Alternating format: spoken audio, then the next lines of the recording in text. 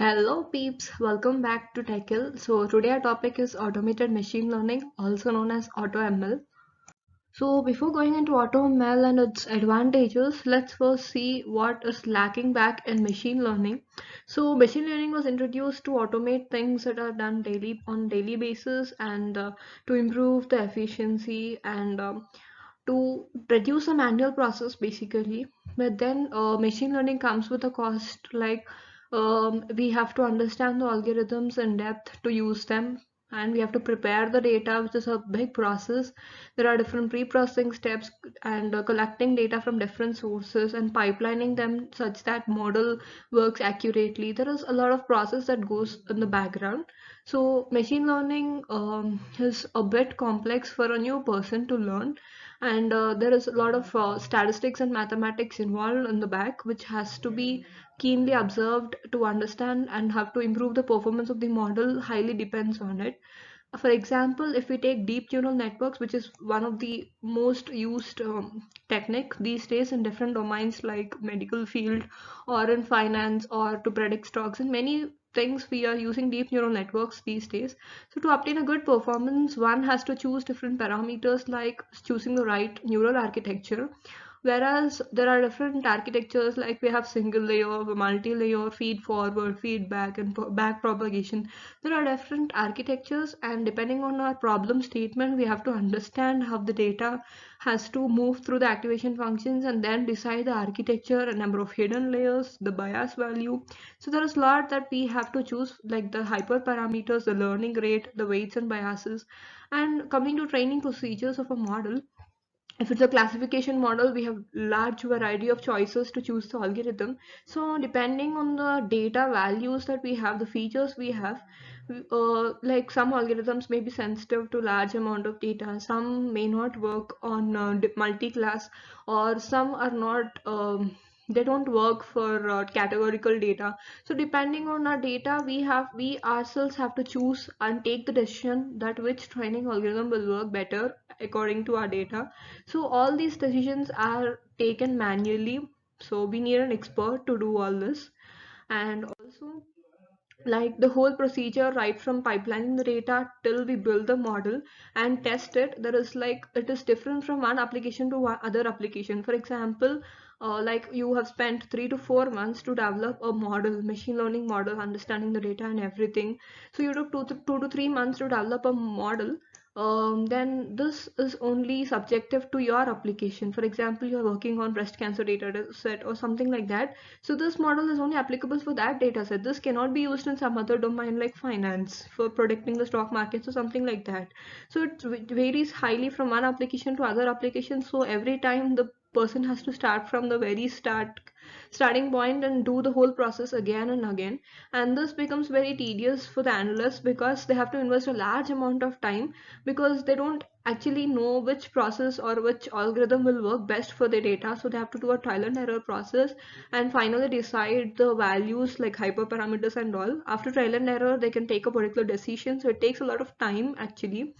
And also it also comes with a high cost of infrastructure, that is machine learning needs GPUs and many other resources to work. And even the data analysts these days are rare and very costly. Many small companies can't afford machine learning till date, and sometimes our decisions may lead to high errors, so we have to really be careful and understand the data completely to improve the performance and implement a efficient model.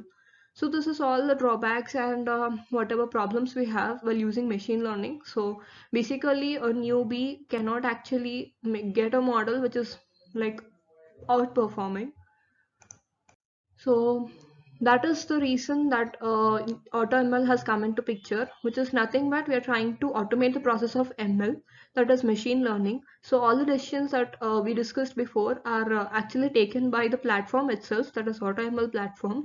So AutoML was a project that was started back in 2014. So it was started with an idea to like automate the whole process of machine learning, which includes right from data collection, pre-processing the data, that is, it involves many things like missing data has to be replaced, feature selection depending on importance of the features, noise removal if any present in the data, and removing the outliers which may bias our outputs. So all these processes and choosing the right model, which is a large step in machine learning, and then allocating resources, making inferences from the outputs, and also model monitoring. All of these steps were initially thought of automating using AutoML, but this is a big list, so they decided that they would go for a short-term goal to semi-automate the process, that is by focusing on three main things. The first is hyperparameter optimization, then meta learning, and neural architecture search. So the whole process is basically to reduce a human intervention, that is all the decisions are taken by the platform itself, so the involvement of human will be drastically reduced. AutoML has made democratization of ML, that is making ML available to everyone, whether it is a newbie or a not so called an ML expert can also implement better models with an AutoML. And AutoML has a great future in respect to commercial aspect, because even a very small and big companies trying to reduce the cost of data analysts, so this would greatly help them. Now let's see the difference between machine learning architecture and AutoML architecture. So looking at the steps involved in machine learning, the first thing is to define the problem statement.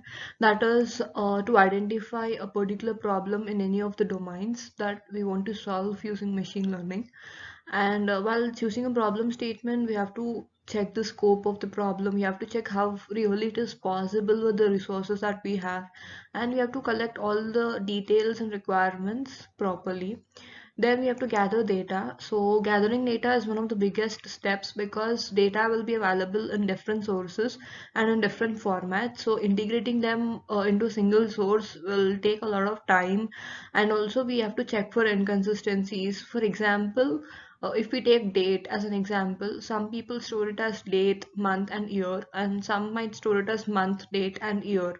So there are some anomalies that may rise. So we have to gather, and we have to keep it as a single source by integrating it in a proper format. Then pre-processing the data. So this involves many steps in the background. So some of the pre-processing things are like if there are some missing values. For example, in real-time data, some persons might not be employed, or some might be employed but without salary. So when there is a salary column, some people fill it as not available. So that is considered as missing values, so which are not presently available. So these data have to be filled up by using some statistics like mean, median, or some closer values depending on the feature. And we can while pre-processing data, we can clean the data, we can remove the noise, we can remove redundancy, we can identify important features. So there is a lot of things that happen in pre-processing, and then moving on to analyzing the data. So while analyzing, we have to check for things like correlation, skewness between the features. So features that are highly correlated are redundant, and which are not really correlated to the class variable are also not important for us. So we have to take features that are only important by using feature selection algorithms.